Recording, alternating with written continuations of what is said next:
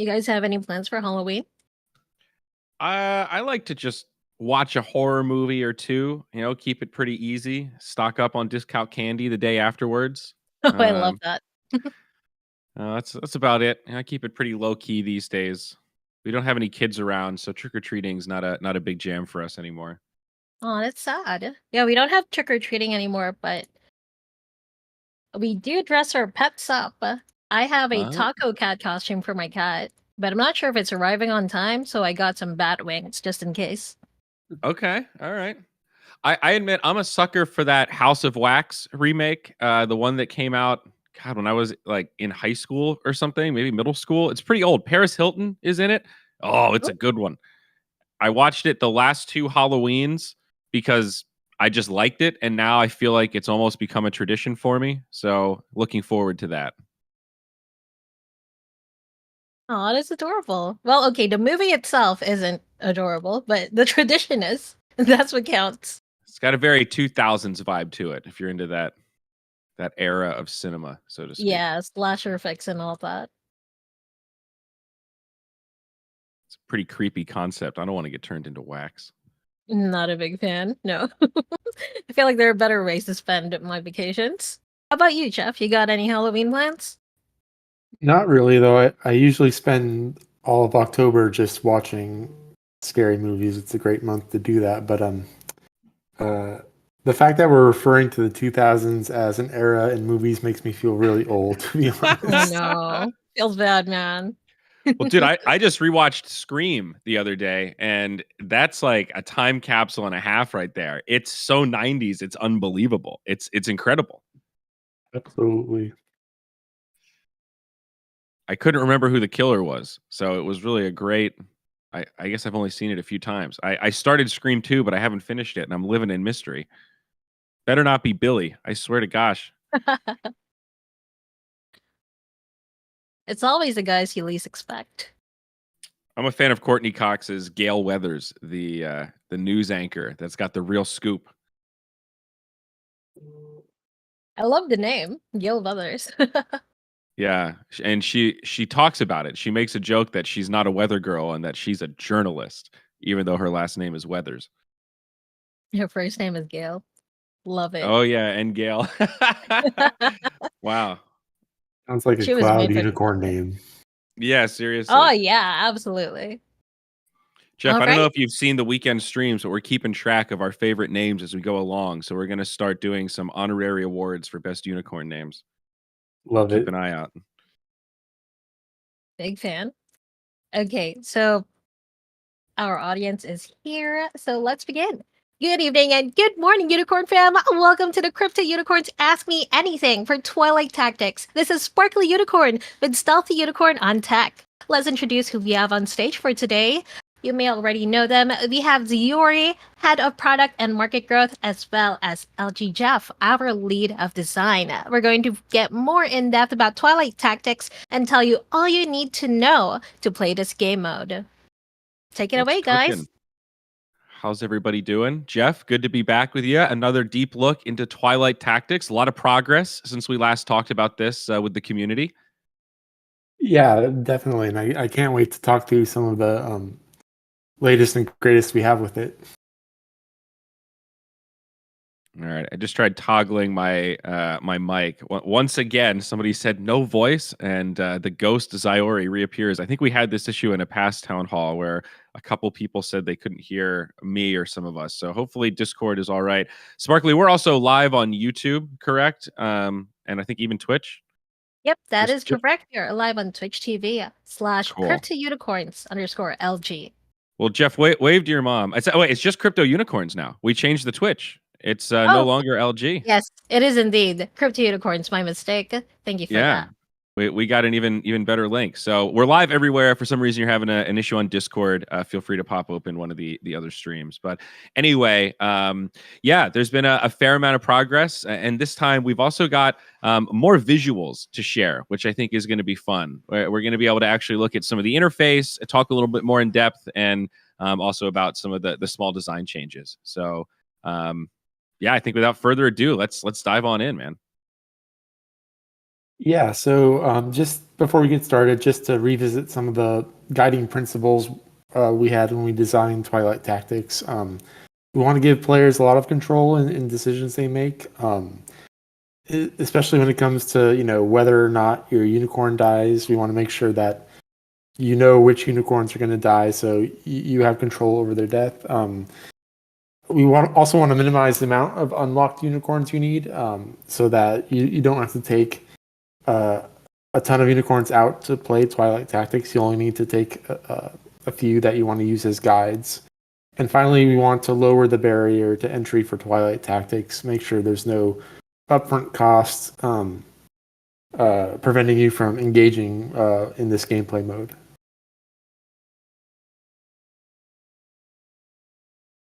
And yeah, before we go into the details, just to summarize, Shadowcorn players can create minion squads and stake them into the Dark Forest, and they'll earn domination points by both staking the minion squads and having them battle the unicorns. And they'll get Dark Marks, Rift Crystals, and Unum daily. Unicorn players choose which region to attack. We'll select one of 3 minion squads to attack, earn domination points from that, and then earn Rift Crystals and Unum daily as well. The beginning of the tug of war here. Twilight Tactics battles. So the Dark Forest consists of 5 different regions, one for each associated with each Shadowcorn class. Just to preface, the art here is not final, and even the numbers you see aren't final. Nothing here should be considered final until the feature actually launches, but this is just some of the art that's being worked on for the Dark Forest regions. You see the Slime, Fire, Nebula, Soul, and Volt lands there. And when you get to the Twilight Tactics site, you'll be able to choose one of the regions to interact with. Beautiful. And as a note, we've been pretty tight on dates for Twilight Tactics, but it is coming pretty soon. I think the spooky season on top of Shadowcorns really makes a lot of sense, kind of lore-wise and just feelings-wise. So really excited about this time of year to coalesce with the darkness of the Shadowcorns in the Dark Forest. So all of this is work in progress, but some of these we're getting closer to the final thing. So dare I say, Twilight Tactics is coming soon TM here. The clock is certainly ticking. So yeah, definitely coming in hot for sure. Yeah, well said. Yeah, so each region that you select, you'll see a lot of information associated with that region. You'll see first and foremost what kind of where each faction stands in that region, how many domination points each faction has earned, and how much percentage-wise they control that region. You will also see how many minion squads are deployed to that region. And for unicorn holders, this is where a lot of good information is going to come from. To amp up the strategy of Twilight Tactics, we're each region, only some of the unicorn stats are going to be used for battle. So in the case of the fire region, for example, you would have move speed, attack speed, and resistance be used by your unicorns there. Slime may have magic, resistance, and attack. This will help make it so that the region that you choose, really, you need to decide which unicorns are going to be most useful there, and avoids you're just heavy hitter unicorns being equally useful across all 5 regions. So a bit more strategy there in thinking which unicorns you want to choose in each region. You'll also see which bonuses are there in each region. So each region will have a bonus to a specific minion or Shadowcorn class that associates with that region. But you'll also have 2 or 3 unicorn class bonuses associated with each region. So it'll become clear that some classes are really good at fighting in certain regions versus others. So you'll need to make some strategic choices there. So a couple things to note on that. One, when it comes to relevant unicorn stats, this is not like a parameter that you can still use any unicorn. These are just the stats that are going to be most effective here. Is that correct? Correct. Yeah. Only these stats will be used in a region. So you'll want to pick unicorns that are high in those stats. Gotcha. And for the class bonus, that's not to say this is limited to only these classes. Unicorns of any class can participate here, but these three classes get an extra bonus, kind of like a synergy or being like a counter, quote unquote, to the fire region or fire minions. Correct. And those classes that receive the bonuses, there's typically a high correlation with the stats used in those regions. Gotcha. Okay, cool. So, and final question, it is basically a complete RPS wheel. So before we were talking about total stats, now it's a little more strategic and specific stats perform better or are considered in different regions, but no stat left behind, right? They're all kind of equally distributed. So there isn't like as I guess you could say, a candy class within this sort of system. Is that correct? Correct. We do have an RPS wheel, which will showcase a few slides down, but yes, Okay. that is absolutely correct. Cool. Sorry, I'm getting ahead of us here. Yeah, so these are the stats that are prominent in each of the 5 Shadowcorn regions. You'll notice that Nebula has 4 stats, whereas all the other regions have 3. We've done this for a couple of reasons. One is that each stat is utilized in 2 different regions, so a unicorn high in one stat is not just relegated to a region. They'll have at least one other region where their dominant stat is used. But also, kind of 8 stat factoring into 5 regions. It's kind of weird math. So this we've had to make this work. And we'll see this in the RPS as well in terms of the class numbers. But yeah, so each stat will have 2 regions at which it could be used in. Kind of fits the lore of the nebulas as well. They're like the kind of mysterious Shadowcorn, even though they're not more rare. The meme has always been that they are a little more rare. Their floor price tends to be just a little bit higher for whatever reason. So trying to be as playful as we can with making numbers that don't always add up work. 9 can be a weird number, as is 5. Definitely, and same with the bonuses. Yeah, 5 classes of Shadowcorns, 9 classes of Unicorns, and so again, the math is a little weird there. So we'll have Fire Region having Heart, Flower, and Moon bonuses, Slime having Star and Rainbow bonuses, Volt, Cloud, and Omnom, and then Soul will have Candy and Crystal. Nebula is kind of like the neutral class. There's no bonuses to there, but Mythics will be more effective in the Nebula region. So if you want to be competitive and you have some Mythics, that's a region where your Mythics may go a little farther than the other regions. Interesting. So any class really, but more based on mythic parts. So noob question here, and again, sorry to put you on the spot, but do we need to worry about the fire region having 3 where most of the other regions only have 2 outside of Nebula? Does this create any kind of a bottleneck or issue for fire, just given that there's something that's uneven here? It a little bit, we were looking at, which classes have been bred the most, and when you look at like,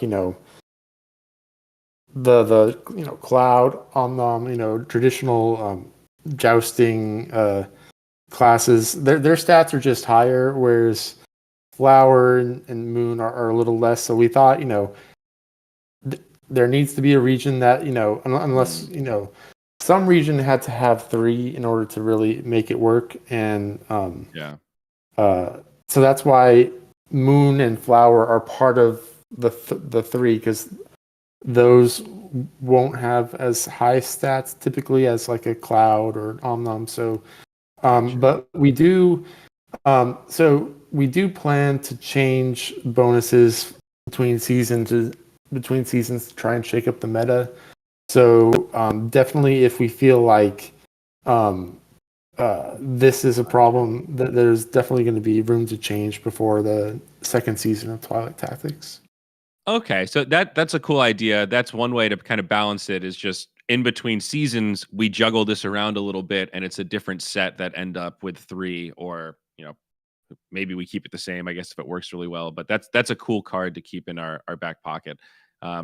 Maybe there's a slide coming up, so just let me know if I'm too far ahead. But for the mythic stats, is that just a flat 25 if you have any, or is that escalating if you're a multi mythic? That'll be on top of the mythic bonuses already that you're already going to get using a mythic. Okay, got it. All right, cool. So I see. Is that additive or multiplicative here? Because I see we've arrived at the mythic here. It'll be additive. Okay. All right. So so wow. 25% plus these percentages will be Nice. applied.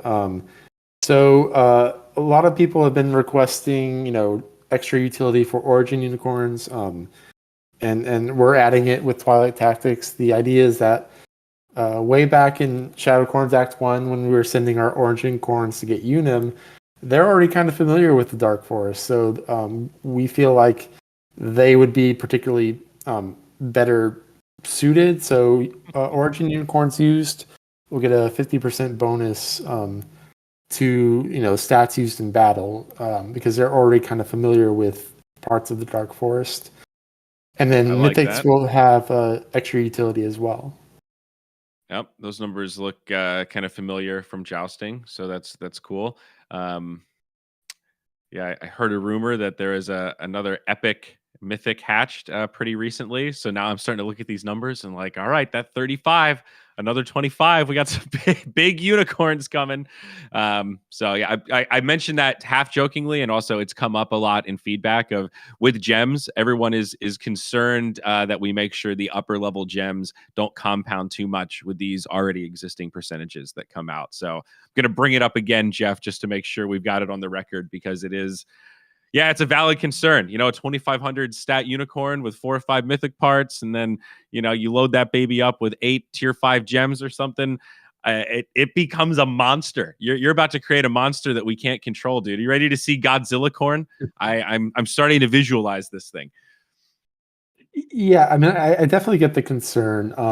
If you look at from an RPG sense, there's actually quite a large band between your weakest hero and your strongest hero, and really even with these multipliers applied, you're still looking at the best unicorn currently.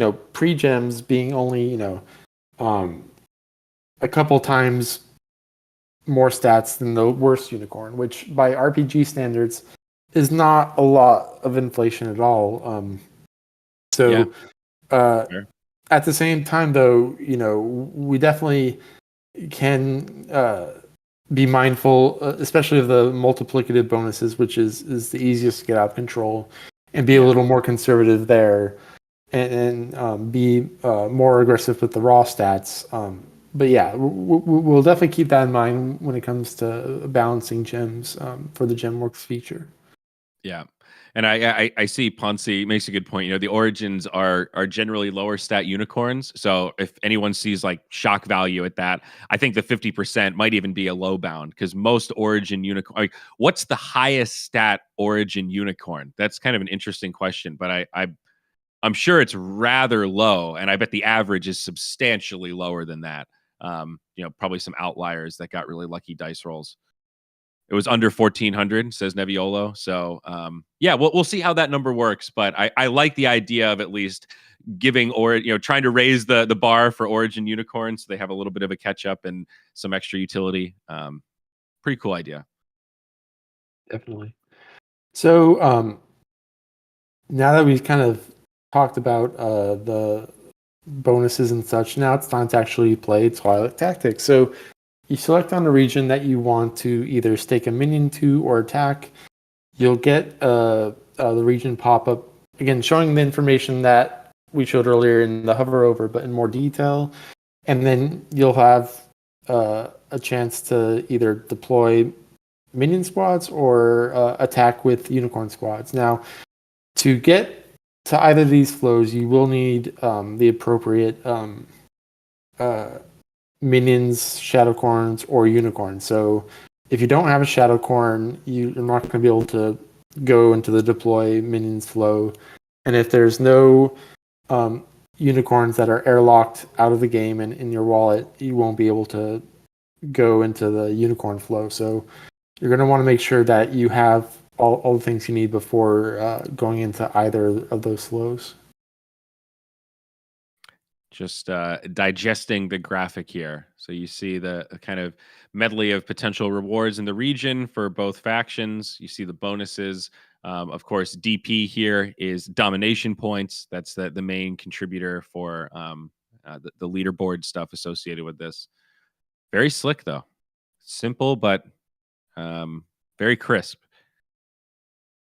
And so what's the red question mark? Is that a placeholder? Is that like we're going to have something there that's a mystery? We had wanted to give out loot boxes as well. I think that's going to be punted for season 2. So it's going to be, a kind of loot box icon. Gotcha. Or it could also be Rift Crystal icons that's not work in progress. Ready. Yeah, exactly. Gotcha. All right, Shadowcorn players. Let's zoom in a little bit. So this is the RPS wheel that I probably should have put earlier in the slide. So you'll see that every unicorn class is strong against a Shadowcorn class and weak against another. So Cloud Omnom is strong against Volt and weak against Slime. Candy and Crystal are strong against Soul, but weak against Fire. Rainbow and Star are strong against Slime, but weak against Volt. And then Heart, Flower, and Moon are strong against Fire, but weak against Soul. And then Nebula is neutral. It's not strong against anyone, but it's not weak against anyone either. So every time in a battle, when there's a match between a unicorn class and a shadowcorn or a shadowcorn class for a minion, there will be an additional 10% buff to stats. So if you get 3 matches because you have 3 unicorns, that's plus 30%. If the shadowcorn or the minion squad gets 3 matches, they'll get the 30% buff. And likely in some ways there may be a mixture where maybe unicorns are buffed 20% and then shadowcorns are buffed 10%. It all depends on the composition of the minion squad and the composition of the unicorn squad. Cool. So you could have extreme moments where one side really gets a big advantage and a lot of stuff in the middle of the bell curve where both sides kind of get some sort of a buff or sort of neutral. A lot of different combinations there. That's yeah. And start to see the different permutations. And this is where especially on the shadowcorn side, where strategy starts to come into play, because the way we set up bonuses, one might think, oh, it's just going to be easy to use. If I have a fire shadowcorn, why not just do 10 fire minions, put them in the fire zone, and call it a day? Well, sure you can, but it's going to be a lot easier for unicorns to come in and just make a party that's really good against you. Whereas if you spread out your minions so that, say you have 2 of each minion, well, you're definitely going to get some of the RPS there. So, yeah. Damn it. Are you telling me that I need to get a few more Shadowcorns? Because that's how I have 2 rares right now, and I was going to do that exact strategy of like, I got all these slime minions, just going to throw it in there with my slime Shadowcorn, keep it simple, and you're going to punish me for that, dude. You're gonna make me go switch it up a little bit so I don't just get hard countered by all these unicorns that get to pick their fights. Yeah, I mean that's part of the strategy, and especially in season 2, and where you have higher tier minions, it's just going to get more strategic from there. Yeah. So I don't think we're talking about tier 2 minions too much in this presentation, but we did have a question that was asking about the curiosity around that, and specifically like what's required to make those. Are there going to be new resources that will go into making tier 2 minions and tier 3 minions, or is it just bigger amounts of more of the same, or is all that still classified? Uh, so they'll definitely use the existing, especially the non-husk class items are going to be used a lot for crafting higher tier minions. We may introduce more items that can be crafted with the existing stuff, for especially when it comes to tier 3. But the bulk of stuff used for higher tier minions will be stuff that's already being made in the Shadow Forge. Mainly the class items that are not husks. Gotcha. Okay. That makes sense. So all those resources that are just kind of hanging out right now, they might have more purpose coming before too long. Definitely. So now that you're ready to stake some minion squads into a region, you'll come across the minion squad creation screen. Here you'll see again what kind of bonuses the regions have, what the total stats for the squad are as you're selecting minions and the shadow corn, and then you'll see your damage and stamina used for the squad as you're composing it. So if you go to the next slide, you'll see an example of putting in your shadow corn and then choosing 5 fire minions and 5 nebula minions. So from there you'll see like what are all the stats of the minion squad. You'll see what its damage range is, what its base damage is, with the effect of the bonus, and you'll see how many domination points you'll get if you stake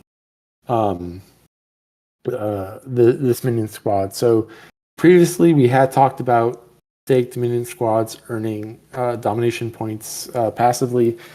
Instead, we're going to give Shadowcorn holders domination points up front when they stake minion squads immediately, and this will allow Shadowcorn holders to be more aggressive when fighting unicorns and can strategically take back a region if they stake a lot of minion squads at once because of that upfront domination points. So you'll see how many you get there based on how many minions selected, and then yeah, you're ready to stake at this point.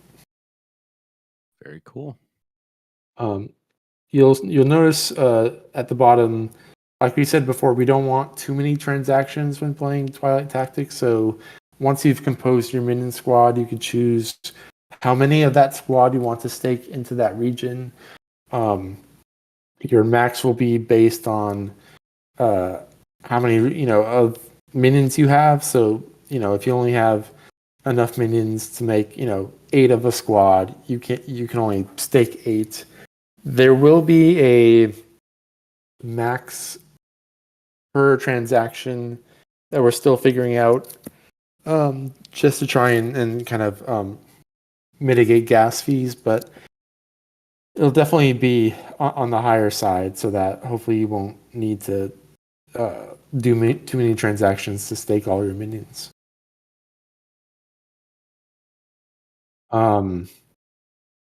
So yeah, if it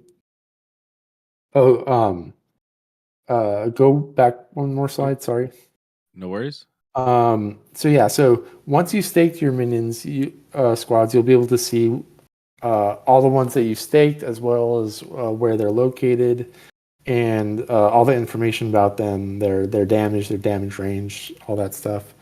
And you'll also see a history of your battle results, whether you won or lost, when the battle occurred, and you'll also see which of your minions have been eliminated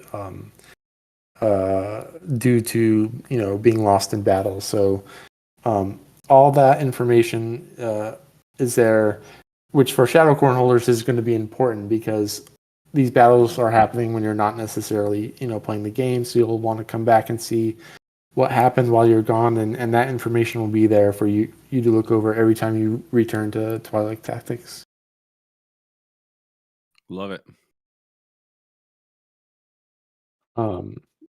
And next slide. Sorry. Mm-hmm. And unlike Shadowforge, which is squarely for Shadowcorn holders, a Shadowcorn holder can participate both on the Unicorn side and the Shadowcorn side. So it's possible for someone to get rewards from both factions.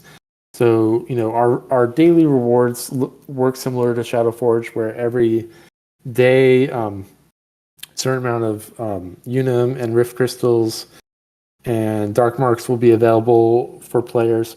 Only Shadowcorn holders will be able to earn Dark Marks, but the Unum and Rift Crystals will be split between Shadowcorns and Unicorn holders.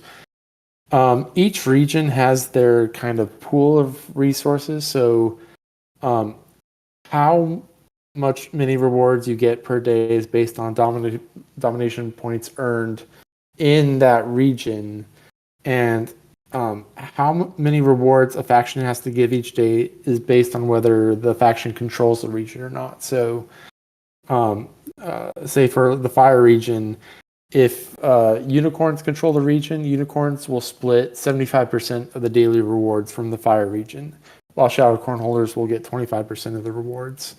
And then vice versa if the Shadowcorn holders are controlling the region. So how much daily rewards you get is based on whether your faction controls the region or not, and as well as how many domination points you've earned relative to other players. So the higher share you have that day, the higher the share of the rewards you're going to get.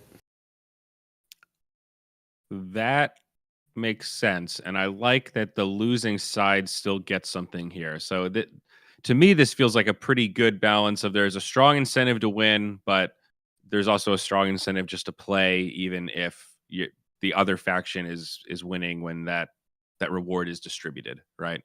I think that's definitely, and we kind of went with that theme throughout many decisions in this feature, right? So like, there's this aspect, but also in battle, even if you lose, you're still going to get some domination points. We want to make the idea that just engaging in this game is going to be feel meaningful, feel like you're still getting stuff, and that's reflected in a lot of the decisions that we've made. all right. Hop into Okay. the unicorn side. Yeah. So once you go to click on attack a region, you'll be brought to the screen where you'll see 3 different opponents. You'll see what Shadowcorns they've used, what minions they've used, what their base damage is, their damage ranges, and then the RPS kind of wheel that we talked about earlier. That'll be in a tooltip that you could look at just to kind of remember what the kind of RPS classifications are to help inform your decision as to which minion squad you'd do better against. And obviously in production, right, these numbers for opponent 1, opponent 2, opponent 3, these would all be different numbers depending on the compositions and where they are and what's going on. They're the same here because they're placeholders, correct? But these would be things that you could evaluate if exactly, they had been damaged in previous battles, for example, or whatever else. Definitely. Yeah. And as we talked about before, if you don't like any of your opponents, you're allowed to re-roll and get a whole separate slate of opponents randomly. So if you just unluckily come across 3 juggernauts, it may be worthwhile to just re-roll and see if you get better opponents the next time. Which 10 RBW. I'm curious to see how much this will be used. We've seen pretty promising stuff from the dark marks and the RBW for ritual minting, and this is different, but there's a little bit of a similar, rolling to see if you can get something better kind of mentality. So just quite curious here. Yeah, and it's important to note that because minion squads, even if they win, they have a chance to lose minions. If you go up against like a minion squad juggernaut that you're most likely going to lose, even if you do lose, you've knocked a few minions off, made them weaker. So either yourself or the next person who tries to fight them has a chance to win. So it's not always bad to necessarily fight a juggernaut, and you will get some domination points still. But yeah, if you just want to avoid that altogether, this is an option for you.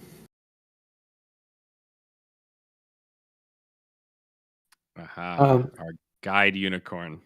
Exactly. So as we mentioned last time, we don't want you to have to unlock or airlock out all unicorns that you want to use for Twilight Tactics. You're only going to need to airlock out your guide unicorns. These double both as the unicorns that you need to airlock out, as well as those that will be killed if you lose a battle. So you have complete control as to which unicorns are killed, and depending on how many different squads you plan on using in Twilight Tactics, you could kind of estimate how many unicorns you're going to need to airlock out in total. So just like Minion Squad, when you start selecting your unicorns, you'll see the stat breakdown populate, and at the bottom you'll kind of see, okay, what is the damage range, stamina, things like that, before the battle begins.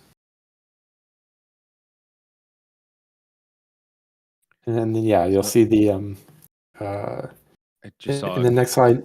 Or go ahead, sorry. Well, yeah, this side's still relevant. Just had a question come in. It said, "Do unicorn companions have to be free in game to be used?" And I think what they're asking is yes. You have to unlock when we say airlock, that's you lock your land, you lock your unicorn into the core game so that you can participate in stuff. In this case, the guide unicorns will have to be unlocked from the game, so in your wallet, but not locked into that game protocol.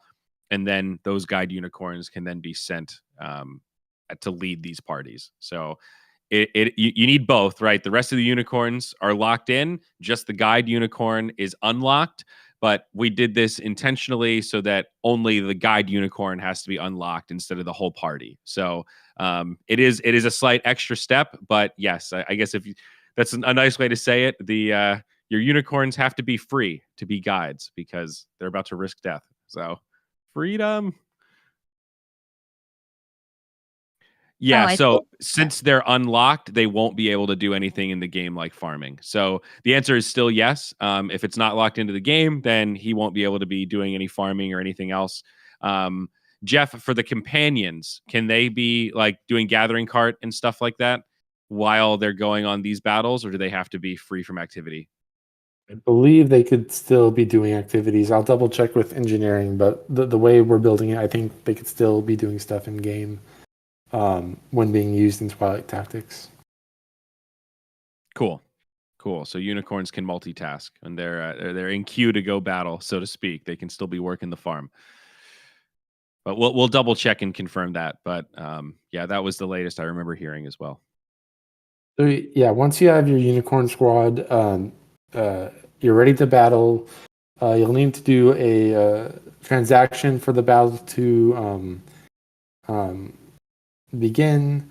There will be a sort of kind of animation occurring, and then you'll get the results of the battle.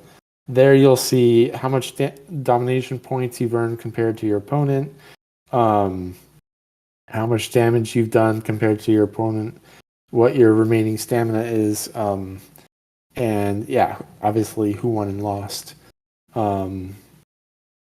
and after that, you'll also see kind of casualty wise. Whether if you're a unicorn squad and you lost, whether your guide unicorn got eliminated or not, and you'll see which of the minions were killed as well. Very nice. And yeah, just to run down the rewards one last time. The domination points factor in a couple different ways. They'll determine the daily Unim Rift Crystals that Unicorn players get.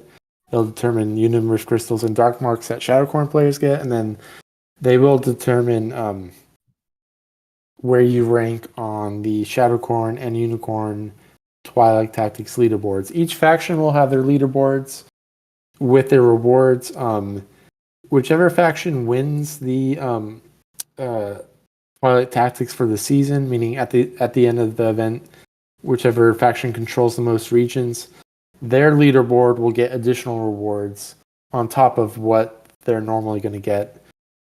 So while you have an incentive to control as many regions each day, you also have an incentive to win the whole Twilight Tactics for better leaderboard rewards at the end. I see. So there's like sort of an existing leaderboard, and then there's the unlock. If you win, it's sort of like the additional sort of leaderboard that's specific for your side. So strong incentive to both participate, and then at the end, if you can strategize, I guess that's really where like the faction tug of war comes in. If you can work together, the rewards for everyone are better on your side from the unicorn or shadowcorn perspective. Definitely. And as we mentioned before, it says at the end here, there's the periods of tranquility. So it's not just all battles all the time. We have these kind of on and off phases where Twilight Tactics is active, battles are happening, and then after the battles are done, that's when we go back into this period of tranquility. Things are kind of restored. Unicorns go back to farming. Shadowcorn holders go back to amassing their minions. That's where they start getting domination points again in the off season, where there's nowhere to send them to battle, but you're building up your army, and then during the battle time, you'll want to be using those minions to get even more domination points compared to just holding them passively. So we'll have that. It's a tug of war both ways, both the two factions, and then these different cycles of tranquility versus battle, and so forth.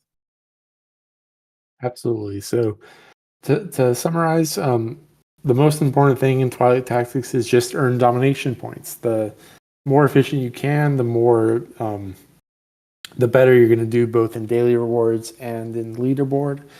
But to do that, you're going to need to pay attention to region bonuses, which stats are used in each region, compare them with the unicorns you plan to use, and choose wisely as to both which regions you want to either stake minion squads to or attack, and if you're unicorn holders, which opponents you select. Battles are deadly. Minion squads are most likely going to lose some minions, win or lose a battle. But if a unicorn squad loses at a battle, they have a chance for their unicorn to be killed, and then every battle counts. So like you're going to get domination points no matter whether you win or lose. So it's always worthwhile to engage with Twilight Tactics because you're always going to be earning domination points one way or another. Absolutely, at least until you run out of minions. So a couple of basic questions. Can you make more minions during the time of battle? Or is that on pause until the next period of tranquility? You can. You can. So you can, while you're sending minions out, you can also keep making them to keep replenishing your army. Okay, cool. Second question, have we settled on a general threshold for how often guide unicorns will die? To be very clear, they have a 0% chance to die if the unicorns win the battle. If unicorns lose the battle, they have X percentage that the single guide unicorn that you choose dies. Do we have an idea of what that X percentage looks like? We've been discussing between 10% and 25%. we also want to add additional utility to higher tier minions down the road. So we're also discussing perhaps having the percent chance be based on the minions chosen. So higher tier minions used in a minion squad. If that minion squad wins, there's a higher chance to kill the guide unicorn. We haven't set that in stone yet. We'll announce that shortly before Twilight Tactics begins. But for this first season, we want to start at the low end with later seasons having a much larger chance based on how good the minions are in the minion squad. Gotcha. And another kind of follow up noob question: if a unicorn does die, does the shadow corn holder that owns that squad, do they get any bonus or benefit? Obviously, they won the battle, so they got some points. But do they get anything extra for a unicorn getting turned into a soul? Not at this time.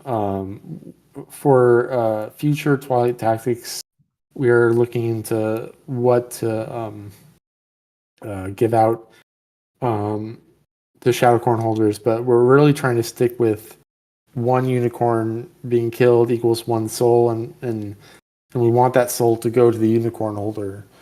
So for the first season, there won't be anything for Shadowcorns, but we are looking into in the future what can we do. Man, you even get a kickback, like a collectible, a memento, a lock of unicorn mane, a drop of unicorn blood, a unicorn's tear in a vial. Not even a piece of their horn. Wow. All right. All right. All of those are great ideas, and we talked about there being some new items required, especially for tier 3 minions. We do have some new items in the works, and maybe one of those would be a good kickback for the Shadowcorns if they kill a unicorn. I seriously am having flashbacks to like Diablo 2 style. Every time a player dies, their ear drops, and most of the time you don't bother to pick it up because it's useless. But if you want that memento of like, hey, I killed Jeff that one time, and it's there forever, and you can't take it back, I love that. So spitballing here, of course, but I do love the idea of if you get that killing blow, you get some sort of little something. I think Goliath Rules had suggested before having just like a kill counter so that you could see over time, hey, my shadow corn has demolished, what's the shadow corn that's been on the most party missions with the highest unicorn kill count? That alone could be its own badass, like little leaderboard, even just for bragging rights, Yeah, for sure. And that might even be possible with like a Dune dashboard or something that is pretty simple because that's the beauty here, right? This is mostly on-chain stuff when it comes to Twilight Tactics. So yeah, I mean, we're gonna show how many unicorns a unicorn player has lost in Twilight Tactics, and we are going to have some Dune dashboard support for other Twilight Tactics, statistics. So definitely, there's going to be information there for sure. Yeah, no, that's cool, and I know this is for the folks that do this stuff. That's really simple, but with it all being on chain, it's actually a lot easier to make these little dashboards and stuff. You see when the unicorn dies and the event gets triggered. It's a kill for the shadow corn, etc. Super cool. So I think that takes us into question time, if we have any. I know I took a lot as we were going along, but if we have any other specific questions, I think it's time, Sparkly. Yeah, absolutely. Taking a look at our anonymous questions, for today. I do think you've covered most of the questions that our community want to ask, but I'm really curious. So, what determines whether the Shadow Corn faction or the Unicorn faction win? And are we planning to have some sort of canonical consequences for which faction wins? If we're talking about at the end of the event, it's strictly at the end. Who controls the most regions? So there's 5 regions. If your faction controls 3 or more, you're at the end of the event you're going to win. In the future, for future seasons, we've been talking about ways for unicorns to win prematurely before the end of the event. It's just in the trying to get this out in a timely manner, we weren't able to build in that second win condition, but we've been talking about potentially future win conditions in future seasons. But for season 1, it's going to be who controls the most regions at the end of the event. All right, spicy. It's kind of like a territory control type thing. So that's what makes it more dynamic, I guess, and interesting. So it's Yeah. not just, hey, stake my shadow corn. My shadow corn's bigger than your unicorn. There's all these different incentives of, hey, there might be a time where I can see the perfect synergy that maximizes the stats for my shadow corn party. However, on the board, we're already dominating that area. So maybe my resources are better spent fighting over something that like needs more help. Right. But you're maybe a little bit less optimal. So there's this generally collaborative, it's going to be a really cool experiment to see how people collude or backstab or, you know, find ways to try and quote unquote game this system, because it's so dynamic. It's like gaming, it means people trying to work together, which motivates other people to kind of work together. And that's where the strategy is, it's fluid, you know, it reacts to all of the inputs from all of the collective actions of the players. Correct me if I'm wrong with any of that, Jeff, but I think that's, to me, what makes this like kind of a cool battle game that isn't just send them to the dark forest, get some unim. You know, this is layers more dynamic than that. Absolutely.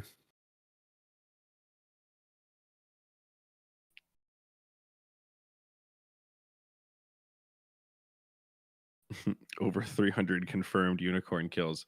See, I also like this vanity stuff because now we're doing these Saturday streams and I'm always looking for content to fill the stream with. So I'm always thinking like, man, I'd love to interview the shadow corn holder that's got the #1 confirmed unicorn kills. Like first shadow corn to hit 1,000 confirmed kills. Let's give that guy a nickel, huh? Let's throw that person a bonus and bring him on the show.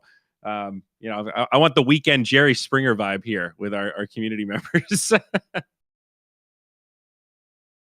I'm out here straight up making the Navy SEALs copy pasta, but it's for shadow corns. I can't really post it. Over 300 confirmed unicorn kills. What are we fighting for other than points? I mean, that is Bahiz's question. Yeah, so we have been talking more about, you know, getting the lore aligned internally. There's always been tentative plans to try to organize that in a more external fashion, but we've been moving a mile a minute on product and other things that just feel a little bit more time sensitive to complete the economic loops and stuff. Ultimately, the conflict is that the shadow corns and unicorns are both coming up from the hatching, right? That was the big moment where all of us, the metaverse pioneers, came in. We found these eggs, we hatched them. That's really cool. The whole notion here is that there was a previous generation of shadow corns and unicorns like eons ago, and they were battling. It was a classic conflict kind of thing. And what caused the cataclysm that triggered them to go put their eggs into these vaults and seal them for a really long time was the shadow corns creating a big weapon that would attempt to destroy the unicorns once and for all. The weapon was even more powerful than they thought. It backfired, and it stopped time itself for some indeterminate amount of time. So the shadow corns reacted slowly. That's why their cache wasn't really sealed that well, and their 3,000 eggs came out sterile, whereas the unicorns are able to procreate and further their population. So in this present a part of time in that arc, you fast forward to they've all been hatched, the unicorns kind of stuck around and are working their farms because they don't mind working and they're sort of happy-go-lucky. The shadow corns are very militant. They care about like domination points and having this very clear hierarchy of ranks. To draw a parallel, they're kind of like the Cardassians from Star Trek, if you will. That's a pretty good like motif that you could put onto the shadow corns. They're not inherently evil, but they're very ruthless. Ethics isn't really a big deal. They're super power hungry. And you know, now we've got these unicorns that are on the come up, and they're venturing into the dark forest, finding all of this old unicorn milk from the past generation, you know, finding these resources, rift crystals. And where the unicorns just see themselves as explorers, the shadow corns see them as invaders. So the shadow corns are stewing and assuming the worst. Throwing shade was the shadow corns kind of doing these rituals to remember who they were in the past and get in touch with themselves and start to remember some technology. So now they're getting smarter. They're making these minions because Shadowcorns can't procreate. They don't want to die. So they're making these minions that go to battle for them. And now they're like the lemmings that do their bidding and go battle the unicorns. So that's the kind of setup for where we're at right now. After saying all that, I feel like we need to turn that into a TikTok video. Carla, let's get Sparkly, let's get somebody on it here. I'm writing it down. Yeah. Oh, we've got it written down. Don't worry. But we just need to turn this into like a little video or something with flashcards. So there's going to be more to that. Tribes will expand on that. But essentially, the Shadowcorns and Unicorns are fighting over these resources. And it's a battle of perspectives where the Unicorns don't even necessarily know how angry and militant the Shadowcorns are. And the Shadowcorns are just in the darkness, stewing, getting more and more angry, just watching these unicorns like go steal their resources because they see the dark forest as their territory. And honestly, the unicorns are just kind of curious. They're not really evil. They're just chilling. They're just expanding. They're resource hungry because their population's expanding. So sorry to hijack the show, Jeff, but yeah, I think that about gets us caught up from the Cataclysm to Twilight Tactics. Love it. So yeah, we do need to make that into some kind of animation or something. I think there's a lot of potential there. It's been on the docket for a while, but hey, at least we've got it all organized in a place. That's a big step up. When I started, all of that lore was scattered about different cocktail napkins and in different people's brains. So we're making progress, even though it is still a lot of internal progress on lore.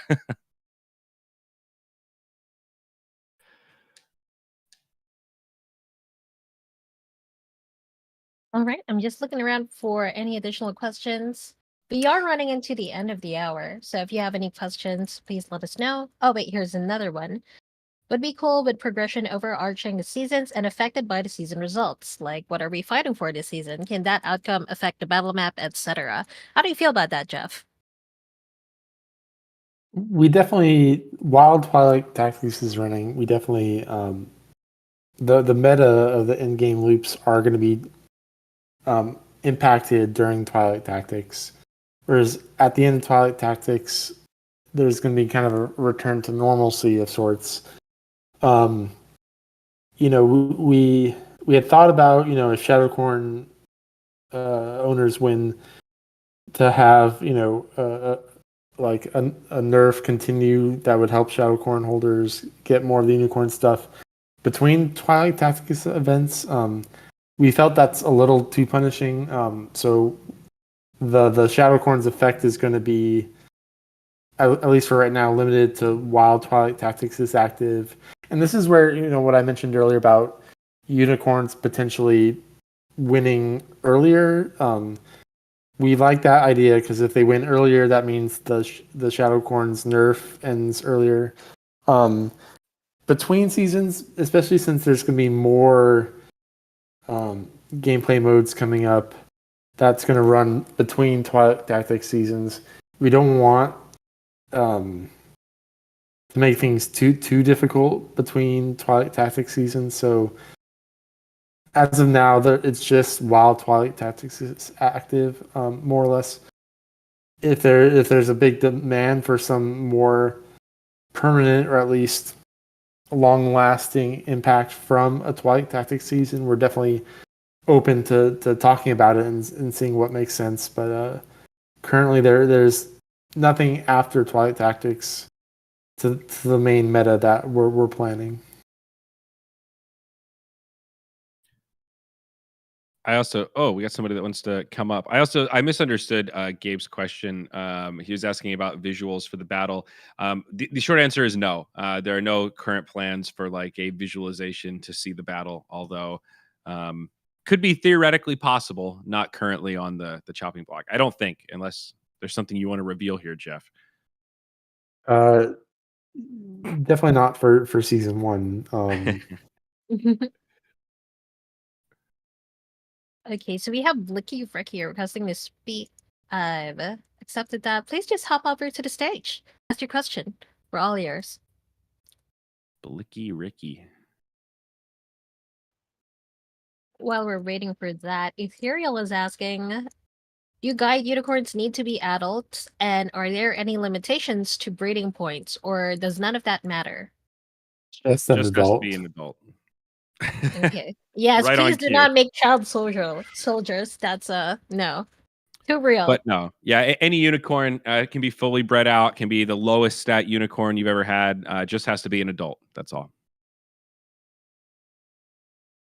Okay, now we have Blicky Ricky. Hello. Clicky, clicky. Hey, hey. So one of my questions was, are we going to be able to use shadow corns in any of the mini games? I mean, it would be cool to maybe see them in bumper corns, but are they going to be like jousting or doing anything like that? They I don't really get don't along with the think so. unicorns that good. Yeah, I don't think there's any current plans for something like Rainbow Rumble. You know, I could see in the future where if the game was a success and it was expanding, and letting the shadow corns be cosmetically available in that game. It's just a matter of bandwidth. We'd have to make the case that like that's worth it to implement the art. But because the shadow corns all look pretty similar, they're not unique. It's just different based on their tiers and classes and stuff.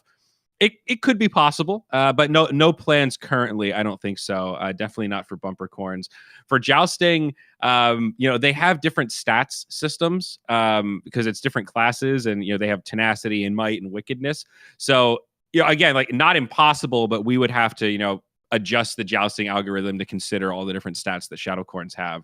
So again, if we saw the numbers for jousting quadruple, and that was some really cool part of the arc, and for all this stuff, it's just a matter of dev resources. So if we can make a case that it helps retain players or increase spend or bring in new players or make the economy healthier, then it gets really interesting. If it's more of like hey, this would be really cool if it happened, but it doesn't really unlock the next level, then that's where some of that stuff gets harder. So yeah, I think with Shadowcorn's jousting, it would definitely take a lot of dev work to make that happen. Jeff's sweating in his chair right now. Like, oh God. Well, it's not only that, it's also kind of there's kind of a scalability problem, right? When there's only 3,000 Shadowcorns total, having them be involved in kind of gameplay, we have to think, okay, well, there's only 3,000. How do we make that work compared with however many unicorns there are? And obviously, Twilight Tactics is going to be the first place where we kind of see what the population disparity looks like. It's difficult. Dev resources aside, it would be difficult to balance. I think, especially with gems coming, the idea is you'll be able to upgrade unicorns, and as of now, there's no way to alter a shadowcorn stats. They're just fixed. So, well, not yet. Yeah. But they're pretty buff out of the egg, though. Most of them. I mean, comparatively. Yeah, for sure. They're supposed to be a lot bigger too. Stealthy is right. Lore-wise, shadowcorns are supposed to be like obscenely huge. So physically, we'd have to figure out how to make that work. They are not 1-to-1 in size. One shadowcorn is like, I don't know if 1,000 is extreme, but several unicorns at least. Yeah, it might not be practical, but I was just curious. And the mini games are kind of fun. And then on that, I mean, what do we have LG and stuff have going on for like them on the marketing side? And what are I guess I should probably dig through articles more, but sometimes it's hard for me to find time to do all that stuff. And I've been trying to be more active and catch more town halls so I'm up to date, but sometimes you get behind and then it's hard to catch up. Totally. No, we've had it's been a busy Q3, and it's going to be a really busy Q4 as well. Tribes is intended to be not too long after Twilight Tactics, so we've got a pretty aggressive cadence coming up. So I certainly don't blame you. It's like a full-time job to keep up. We're full steam ahead despite the current macro cycle. There's a lot of marketing efforts for Rainbow Rumble. I can't give away dates right now, but it's right around the corner. We talked in the last town hall about working on this influencer event. So the idea is to use Rainbow Rumble as one part of the funnel that starts to attract people in, get your unicorn, get curious, and then start to trickle down into the core game. So that's certainly a big part of it. On the Shadowcorn side, I think Halloween definitely presents us with an opportunity to try to make some noise and get out on the socials. So I hate to be so mysterious, but we're still in a tricky spot of I don't want to give out dates and then we end up having to delay them and that kind of thing. So it's a good question, but I think in some ways the Shadowcorn stuff right now is really about completing this loop and making the game more dynamic. So as people come in, we have a clear answer to the question, what are we fighting over? You know, that was a great question earlier. And one of the ones that I asked 6 months ago when I started, hey, this farm game is cool, but like who versus? What are we farming for? So this really starts to complete the Elder game and give us those key pieces to make it more dynamic for the players and also kind of complete the economic loop so we're not just definitely inflationary forever. So I know that's not exactly marketing, but yeah, it's ping Mitch in the Serious channel and he'll tell you what the latest plans are. He's in charge of all that stuff. I think I forget what his name is on Discord. Is it just Mitch? Mitch TV, I think. It is Mitch Mitch V. V. Yeah. Yep. Yeah. Cool. I'm sure he'll be happy to go in detail with you. Yeah. All right. Well, yeah, no, I appreciate it. And, you know, I look forward to it. I mean, there's always going to be hurdles and obstacles, but, you know, you just got to keep going. So, yeah. No, it's coming together, Yeah. man. I don't see many other games doing what we're doing right now in terms of staying full steam ahead Web3 and integrating that into, you know, an actual like video game that runs through the browser. It's cool. You know, we have a lot of layers to our loop, and where a lot of other games are just trying to hide blockchain, we're still full steam ahead and trying to make it work and show people that you can make, you know, snappy products, kind of like Shadowforge. If you make a really slick experience, it can start to draw people in. I mean, Jeff, I don't know if we can reveal specific numbers, but the Shadowcorn numbers have been fantastic. I think yesterday was the most amount of minions we've had minted in a single day, which means like Shadowcorn activity is ramping up. People are playing it more, not less, which is a fantastic sign.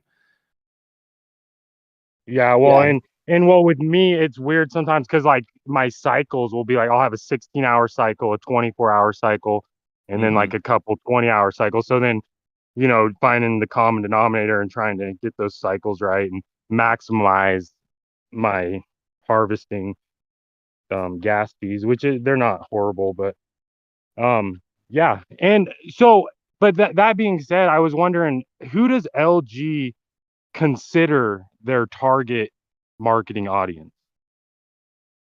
Like, who are the people? Are we trying to bring in the crypto side of it? Are we trying to bring in? I mean, who do we consider our It's a target really audience? great question for a town hall because Aaron can go super deep with this stuff and you know, elaborate more. But high level, it's different targets for different products. If you think of it kind of like an onion, the core game is at the middle, and the plan was always to try to appeal to and lock in the hardcore Web3 folks, the quote unquote degens, if you will, because we know that audience is a little more sticky, and if we can get the true believers, they're going to stay with us through thick and thin. The mainstream audience that everyone is fighting for, they kind of ebb and flow. So it's like, would we rather have 1 million users today, but then they're all gone in 6 months, or have, you know, 5,000 users today and most of them are still here in 6 months? We sort of at the beginning, I think the idea was we'd rather have the 5,000 for our starting point. As the core game gets fleshed out, more completed, more polished, more approachable, you know, unicorns are cheap right now, so it's a great entry point for new users. That allows us to build up a little bit, and now things like Rainbow Rumble and, you know, Unicorn Party are intended to start appealing to the much more regular audience. I think with Rainbow Rumble, you know, it's gated with just a unicorn NFT. So with this game, we're really trying to start cracking some of these gamers where, hey, this is barely a blockchain game, right? It feels just like a regular game. It's Fall Guys with unicorns. It's like Wipeout. It's cute. It's memeable. You just have to buy this NFT, and then that gives you access to the game forever as long as you own the NFT. That's basically just like, hey, you got to pay $5 to buy this game. That's the comparison we're trying to make and win over more of the regular audience with that. And ultimately, we want it to be a funnel that trickles down into the core game. So that's why for the launch of Rainbow Rumble, we're doing this, you know, kind of Creator Cup style event. It'll be like 20 streamers all playing against each other, all streaming at the same time, all of them with unicorns to give away. And it's going to be a medley of streamers. We'll have some on Facebook, some on I don't know if we'll have them on Twitter, but definitely on Twitch, maybe a couple on YouTube, all firing at the same time, competing, all with awesome double mythic unicorns that we're going to hook them up with. So they're really fancy and showy. We're going to give every streamer like 50 unicorns to give away throughout the day. So we want to really jumpstart that and connect with Web3 gamers, just general competitive gamers, and folks that are like Web3 adjacent, and show them that there's a fun, skill-based, non-pay-to-win game where you just have to buy a really cute unicorn to participate. So like that's a totally different marketing sales pitch audience that we're trying to attract compared to where we started with really trying to crack into some of these degens and, you know, partnerships like Sunflower Land, where that's other kind of hardcore Web3 first style gamers. So ultimately we want to do it all, you know, bridge the gap. The path of evolution. Yeah. Yeah. So, okay, no, that's cool. And then, oh, you guys gonna hook me up with some social points or what? Yeah, dude, come hang out with us on a Saturday. Totally, let's do it. Oh, okay, all right. I mean, I'm still having trouble keeping some of my corns in silver, so I'll get to gold eventually. I'm with you on that, dude. I'm only in gold because the community blessed me with god tier corns as gifts. So I'm right there with you. All the corns I bred are still silver and bronze warriors. Well, all right. Well, I appreciate it. Thank you for your time, and yeah, I'm looking forward to the future. Absolutely, man. Appreciate it. Thanks a lot. Yep. All right, thank you. Thank you so much, Flicker Ricky. We really appreciate that you took some time to hop in and say hello.